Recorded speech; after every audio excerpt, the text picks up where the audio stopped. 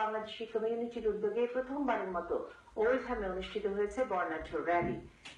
আহলে সুন্নাত ওয়াল জামায়াতের পতাকাবাহী সংগঠন আঞ্জুমানে আল ইসলার গ্রেটার ম্যানচেস্টার শাখা ও দারুল হাদিস লতিফিয়া নর্থ ওয়েস্টের ব্যবস্থাপনায় সোমবার অনুষ্ঠিত র্যালিতে ইংল্যান্ডের বিভিন্ন শহর থেকে বাংলাদেশি কমিউনিটির বিপুল সংখ্যক মুসল্লি অংশ নেন। বিস্তারিত জানাচ্ছেন আমাদের ওল্ডহ্যামের সিনিয়র প্রতিনিধি মোহাম্মদ শাহজাহান। পবিত্র ঈদে মিলাদুন্নবী উদযাপন উপলক্ষে আঞ্জুমানে আল ইসলাম নর্থ ওয়েস্টের উদ্যোগে এক বর্ণাঢ্য র্যালির আয়োজন করা হয় ওল্ডহ্যামে। র্যালির পূর্ব এক আলোচনা সভার আয়োজন করা হয় স্থানীয় অবিএ মিলেনিয়াম সেন্টার।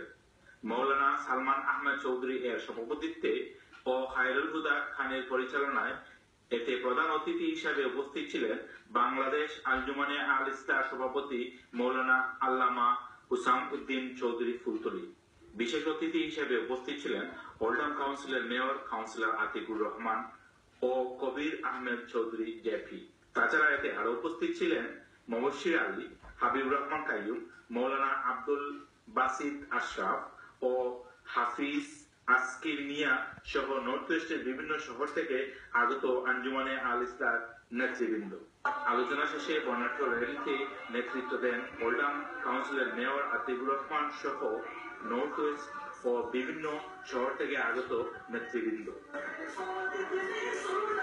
এতে বিপুল সংখ্যক ধর্মপ্রাণ মুসলমান অংশগ্রহণ করেন।